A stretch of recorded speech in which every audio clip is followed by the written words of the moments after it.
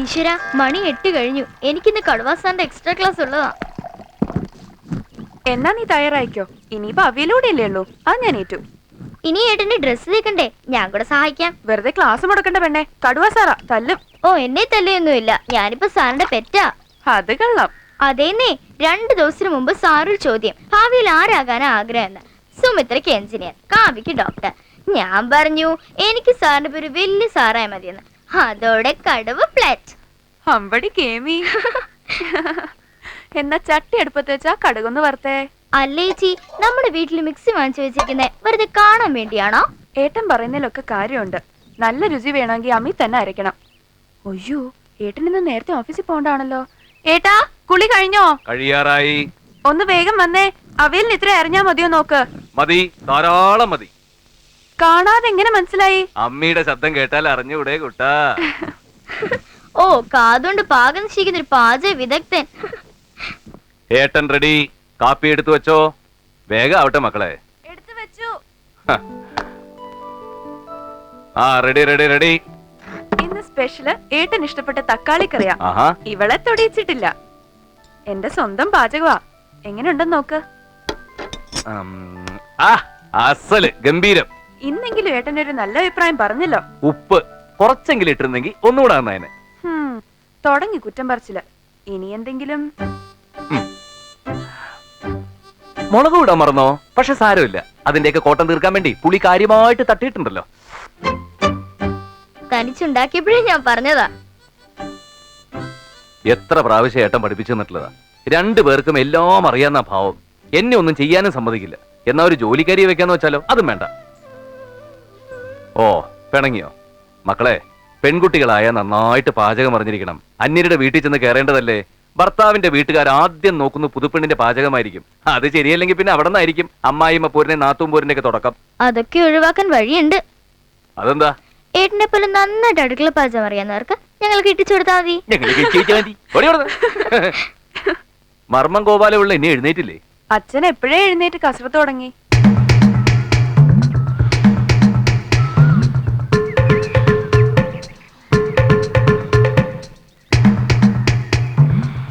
ഇങ്ങനെ 101 പ്രാവശ്യം അമരുകയും നിവരുകയും ചെയ്ത ജാനുവിന് നല്ല ബലം കിട്ടും. കസർത്തെടുക്കാൻ നമ്മളും ബലമെല്ലാം ജാനുവിനും. ഏതാ ശനി ജാനു? അയ്യടാ, എടോ, ഈ ജാനു എന്ന് പറയുന്ന ഒരു മർമ്മത്തിന്റെ പേരാ. ഗുദം വസ്തീനാഭി ഹൃദയം, സ്തനമൂലം സ്തനരോഹിതം, അപാലാജം ജാനു എന്നിങ്ങനെ 107 മർമ്മങ്ങളുണ്ട്. അതിൽ തന്നെ സദ്യപ്രാണഹരം, കാലാന്തരപ്രാണഹരം എന്നീ ഉപവകുപ്പുകളുണ്ട്. ക്ഷതം പറ്റിയ ഉടനെ തട്ടിപ്പോകുന്നത് സദ്യപ്രാണഹരം, കാലം കഴിഞ്ഞ് തട്ടിപ്പോകുന്നത് കാലാന്തര പ്രാണഹരം. സർവീസിലായിരുന്നപ്പോ പല കൊലകൊമ്പന്മാര് ഞാൻ മുട്ടുകുത്തിച്ചിട്ടുള്ളത് കാലാന്തര പ്രാണഹര മർമ്മത്തിനിട്ട് കുത്തിയിട്ടാ. അതുകൊണ്ടാണല്ലോ ആശാൻ മർമ്മം ഗോപാലപിള്ള എന്നറിയപ്പെടുന്നത്. അതേടോ, ഇപ്പോഴൊരു 10-20 പേര് വന്നാലും ഞാൻ ചൂണ്ടി നിർത്തും. ഒരു ചൂണ്ടുവർമ്മം പഠിപ്പിച്ചു തരൂ ആശാനെ. അയ്യാ, അത് തന്റെ ഭാര്യക്കിട്ട് ചൂണ്ടാലല്ലേ? അതിന് ഫീസ് വേറെ വേണം. ഇപ്പൊ തൽക്കാലം ജാനുവിനെ മുറുകെ പിടിച്ചോ. സ്റ്റാർട്ട്. ഓ ചേച്ചി, പതുക്കെ. മുടി കെട്ടാനാ പറഞ്ഞത്, പിഴുതെടുക്കാനല്ല. ഹോ, ഈ ആണുങ്ങൾക്കൊക്കെ എന്തൊരു സുഖാ. ചീപ്പെടുത്ത് 2 പിടി കഴിഞ്ഞു. ഇപ്പം മുടി പിന്നിക്കിട്ടുന്ന ആണുങ്ങളും ഉണ്ടടി. പങ്കെന്നാ പറയുന്നേ. ഓ, പതുക്കെ. കണ്ടില്ലേ, ഒട്ടും ശരിയായില്ല. നീ എന്താടി സൗന്ദര്യ മത്സരത്തിന് പോവാണോ? ഒന്ന് പോ ചേച്ചി. ഏട്ടാ, ഞാൻ വിളിക്കാം. എന്താ ഇവിടെ പ്രശ്നം? കണ്ടില്ലേ ഏട്ടാ, മുടി കെട്ടി വെച്ചിരിക്കുന്നത്. നന്നായില്ലേ ഏട്ടാ? നന്നായില്ല. കുട്ടന്റെ മുഖത്തിന് യോജിക്കുന്ന ഇരട്ടപ്പിരിയ. അല്ലെങ്കിലേ അവൾക്കൊരു പിരി ഇളകിയതാ. ഏട്ടൻ ഇനി ഇരട്ടപ്പിരിയുടെ ആക്കിയാലോ?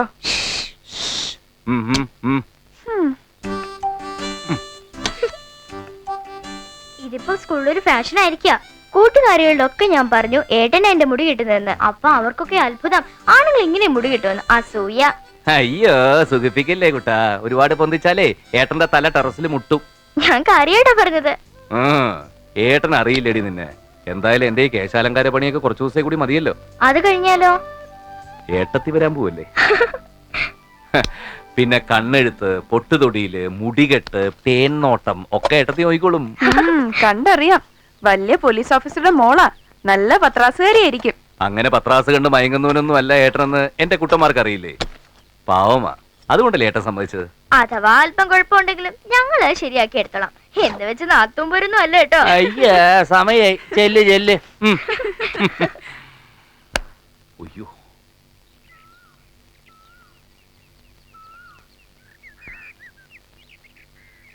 വാ.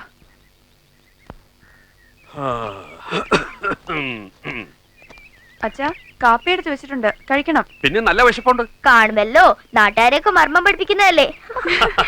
ആ പിന്നെ ഉച്ചയ്ക്ക് രസായനം കഴിച്ച് ഫിറ്റായി ഉണ്ടാതെ കിടന്നേക്കരുതേ. സമയത്ത് ആഹാരം കഴിച്ചില്ലെങ്കിലേ മർമ്മം ഗോപാലപിള്ള വെറും ചർമ്മം ഗോപാലപിള്ള ആയിപ്പോ. ഓ അസത്തെ ചാച്ചാ.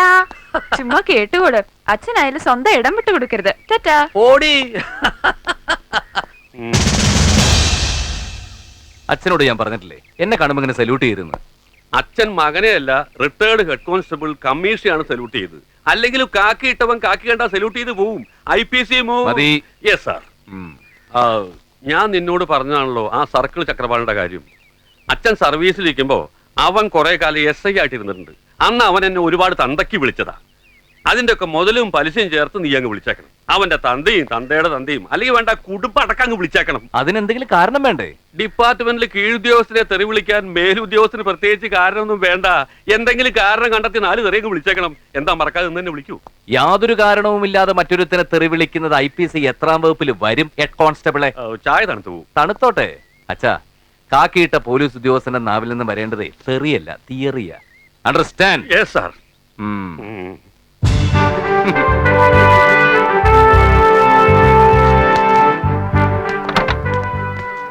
സൽപ്പേര് വന്നില്ലടോ? സൽപ്പേരിയേട്ടൻ തയ്യാറായിക്കൊണ്ടിരിക്കുക. അയാൾ എന്നും ലേറ്റ് ആണല്ലോ. ഒരു ഭാര്യയും 2 കുട്ടികളും ഉള്ള എനിക്ക് സമയത്ത് ഇറങ്ങാൻ പറ്റണില്ല.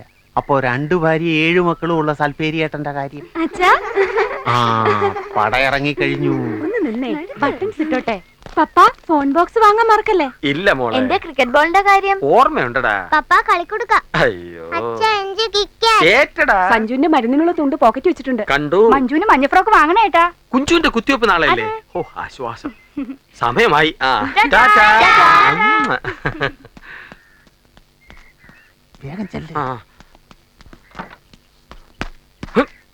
എന്താടോ വൈകിയത്? സർ, 1-ാം ഭാര്യ മീനാക്ഷിയുടെ മക്കളുടെ ആവശ്യങ്ങളുടെ ലിസ്റ്റും 2-ാം ഭാര്യ കാമാക്ഷിയുടെ മക്കളുടെ ആവശ്യങ്ങളുടെ ലിസ്റ്റും 1-ാം ഭാര്യ. മതിയടോ. സർ. അപ്പൊ പതിവ് കാരണങ്ങൾ തന്നെ. ഫാൻസിന്റെ സിബിട്. Sorry sir. Thank you sir.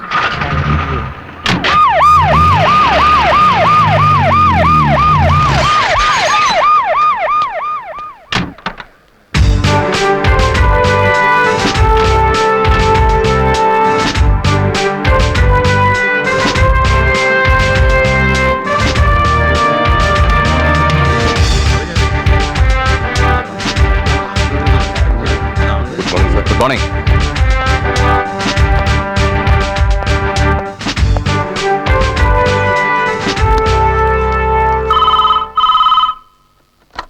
Hello, commissioner here. DGP ആണ്. Sir please. ആ ചൈതന്യ നഗറിൽ നിന്ന് 1-2 പേര് വിളിച്ചിരുന്നു. ഒരു പ്രശ്നമുണ്ട്. അറിയാം സർ. 2 ദിവസം മുമ്പ് എനിക്കൊരു കോൾ ഉണ്ടായിരുന്നു. അപ്പൊ തന്നെ അവിടുത്തെ CAയും SIയും വിളിച്ച് ഞാൻ സംസാരിച്ചിരുന്നു. പിന്നെ ഇന്റലിജൻസ് വിങ്ങിൽ നിന്ന് ഇൻവെസ്റ്റിഗേഷൻ ഒരാളെ നിയോഗിച്ചിട്ടുമുണ്ട്. ഓ, അപ്പൊ താൻ അഡ്വാൻസായി മൂവ് ചെയ്ത് കഴിഞ്ഞു. ഗുഡ്. VIP-കൾ താമസിക്കുന്ന കോളനിയാണ്. വീണ്ടും ഒരു പ്രോബ്ലം ഉണ്ടാവാതെ നോക്കണം. പിന്നെ DIG നാളെ ചാർജ് എടുക്കൂ. തനിക്കാ റെസ്പോൺസിബിലിറ്റി. എത്ര വമ്പന്മാരായാലും you take bold action. Yes sir. വിശദമായിട്ട് അന്വേഷിച്ച് അപ്പം റിപ്പോർട്ട് ചെയ്യാം. ഓക്കെ. സഞ്ജീവിന് വിവരം കിട്ടിക്കഴിഞ്ഞു. അയാൾ നടപടി എടുത്തു കഴിഞ്ഞു. ഒരു റിട്ടേൺ കംപ്ലൈന്റ് പോലും കിട്ടിയിട്ടില്ല. വെറും ഒരു ഫോൺ കാളിന്റെ പേരില്. അല്ലെങ്കിൽ തന്നെ കമ്മീഷണർ ഇതിൽ ഇടപെടുത്തേണ്ട കാര്യമെന്താ? ബന്ധപ്പെട്ട CIയോടോ SIയോടോ അന്വേഷിക്കാൻ പറഞ്ഞാൽ പോരെ? പോരാ.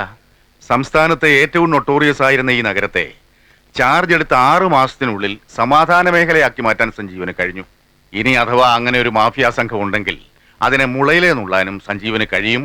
സഞ്ജീവനെ കഴിയൂ. ഓ അങ്ങനെ. അല്ല, സഞ്ജീവന് ഷൈൻ ചെയ്യാനുള്ള അവസരം സാറുണ്ടാക്കി കൊടുക്കണം. മരുമകനാകാൻ പോകുന്ന ആളല്ലേ.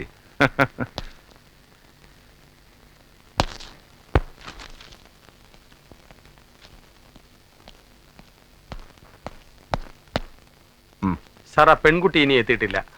തനിക്ക് എപ്പോഴും പെൺകുട്ടികളുടെ ഓർമ്മയുള്ളൂ. പാടുന്ന പെൺകുട്ടിയുടെ കാര്യമാ. അവളെ കസ്റ്റഡിയിൽ എടുക്കാൻ രാമകൃഷ്ണൻ പോയിട്ടുണ്ട്. ഓക്കെ. വേറെ വകുപ്പുകളുണ്ടല്ലോ, അതെന്തായി? അത് ദാമോദരന്റെ ചാർജിലുള്ള കേസാ. അവനും അന്വേഷണത്തിന് പോയിരിക്കുക. അറേഞ്ച്മെന്റ്സ് ഒക്കെ റെഡി ആവുമ്പോൾ അറിയിച്ചാൽ മതി. സാർ, എന്റെ കോൺസ്റ്റബിൾ ഭാര്യ കാമാക്ഷിയുടെ അനിയത്തി ഒരു വിശാലാക്ഷി ഉണ്ട്. സംഗീത കോളേജിൽ പഠിക്കുക, നന്നായിട്ട് പാടും. നമുക്ക് അവളെ കൂടി ഒന്ന് സൈരിപ്പിച്ചൂടെ സാർ? തന്റെ ഭാര്യയുടെ അനിയത്തിയല്ലേ? അതെ സാർ. അത് വേണ്ട. അയ്യോ, അതെന്താ സാർ? തനിക്കിപ്പൊ തന്നെ 2 ഭാര്യമാരില്ലേ, ഇനി എണ്ണം കൂട്ടണ്ട. Yes sir.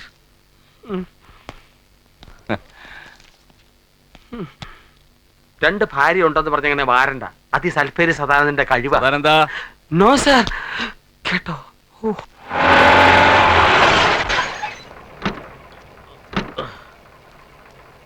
ഭാഗവതി മാമ ഒന്ന് വേഗം വാ. വരുന്നതൊക്കെ കൊള്ളാം. എന്റെ മോക്ക് പറഞ്ഞു സമ്മതിച്ച കാശ് കിട്ടണം. അവളെ സിനിമയെ പാടാൻ വിളിച്ചതാ. ചിത്രയ്ക്ക് പകരമായിരിക്കും. ആ തന്നെ. അയ്യോ, പിന്നെ എന്താ പോവാത്തത്? വീട് വിട്ട് പുറത്തു പോവാൻ മോക്ക് ഇഷ്ടമല്ല. അമ്മയെ പിരിയാൻ പ്രയാസമാ, അതുകൊണ്ടാ. മാമൻ വിഷമിക്കേണ്ട. മാമന്റെ മോക്ക് നല്ലൊരു ഭാവി ഞങ്ങൾ ഉണ്ടാക്കി തരും. പിന്നെ വെറുതെ കശപിശ ഉണ്ടാക്കാതെ ബാ മാമ ബാ.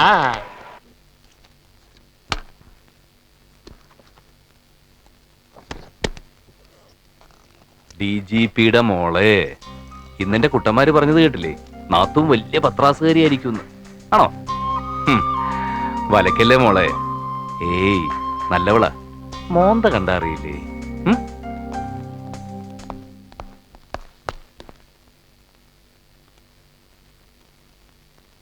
ആ കുട്ടിയെ ഇനി നോക്കണ്ട സാർ, അവൾ ഗർഭിണിയാണ്. ഗർഭിണിയോ?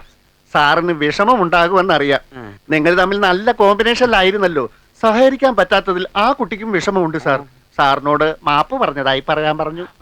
ഏത് കുട്ടിയുടെ കാര്യമാണ് നിങ്ങൾ ഈ പറയുന്നത്? നമുക്ക് സ്ഥിരമായി പാടാൻ വരുന്ന മല്ലിക. ഓ, മല്ലിക. അവള് പോയെങ്കിൽ എന്താ സാറേ, പകരം മറ്റൊരു കക്ഷിയെ കസ്റ്റഡിയിൽ എടുത്തിട്ടുണ്ട്. കല്യാണി. ക്വസ്റ്റ്യൻ ചെയ്ത് നോക്കി. നല്ല താളം, ശ്രുതി, സ്വരസ്ഥാനം ഭയങ്കരം. 4.5 കട്ടയ്ക്ക് ഒരു പിടി പിടിച്ചാ പിടിച്ചതാണ് സാർ. എന്നാ സ്റ്റാർട്ട് ചെയ്യാം.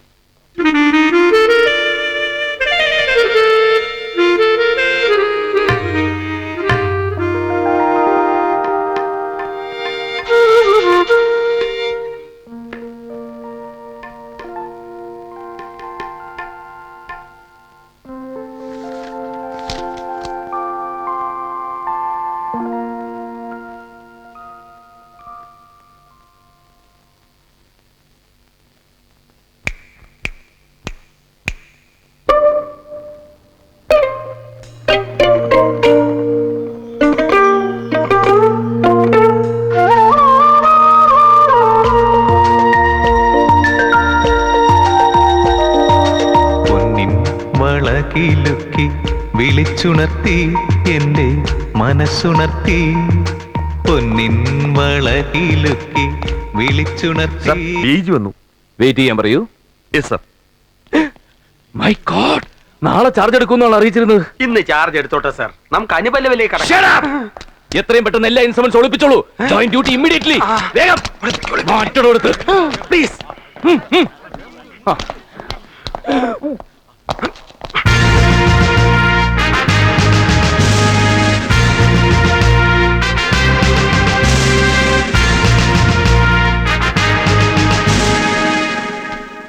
സാർ നാളെ ചാർജ് എടുക്കുമെന്നുള്ള പറഞ്ഞിരുന്നത്. എനിക്ക് ഇന്ന് ചാർജ് എടുക്കണമെന്ന് തോന്നി. അതുകൊണ്ട് ഇവിടുത്തെ യഥാർത്ഥ സെറ്റപ്പ് ഒക്കെ മനസ്സിലാക്കാൻ കഴിഞ്ഞല്ലോ. നമുക്ക് ഓഫീസിലേക്ക് ഇരിക്കാം സാർ. ഇത്രയും പ്രായമായിട്ടും പെൻഷൻ ആകാറായില്ലേ? ഞാൻ ഇവളുടെ അച്ഛനാ സാർ. മോക്ക് കൂട്ടുവന്നായിരിക്കും. എന്താ വനിതാ പോലീസിൽ യൂണിഫോം അല്ലേ? അത് വനിതാ പോലീസ് അല്ല സാർ. തന്റെ കക്ഷത്തിൽ എന്താണോ? ലാത്തി.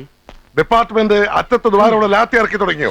എന്തൊക്കെയാ കമ്മീഷണർ ചെയ്ത്? ഞങ്ങളൊരു പാട്ട് പ്രാക്ടീസ് ചെയ്യായിരുന്നു സാർ. ഇതെന്താ മ്യൂസിക് കോളേജാ? അല്ല സാർ, ഒരു റിഹേഴ്സൽ. ഞങ്ങൾ വല്ലപ്പോഴും ഗാനമേളയ്ക്കൊക്കെ പാടാറുണ്ട്. ഓഹോ, കമ്മീഷണർക്ക് ഗാനമേളയോ? ഇങ്ങനെയാണെങ്കിൽ കമ്മീഷണർ റോഡിൽ ഡപ്പാക്കുത്ത് ഡാൻസ് നടത്തുമല്ലോ. സാർ ഡിപ്പാർട്ട്മെന്റിൽ നിന്ന് പെർമിഷൻ മേടിച്ചിട്ടുണ്ട്. ഡപ്പാക്കുത്ത് ഡാൻസിലോ? അല്ല സാർ, തൽക്കാലം ഗാനമേളയ്ക്ക് മാത്രമേ ഉള്ളൂ. പിന്നീട് ഞങ്ങൾ ഇങ്ങോട്ട് ട്രൂപ്പ്. കമ്മീഷണർ ഓഫീസിൽ പാട്ട് കൂത്തും എന്ത് തോന്നിയാകാത്തോ സാർ?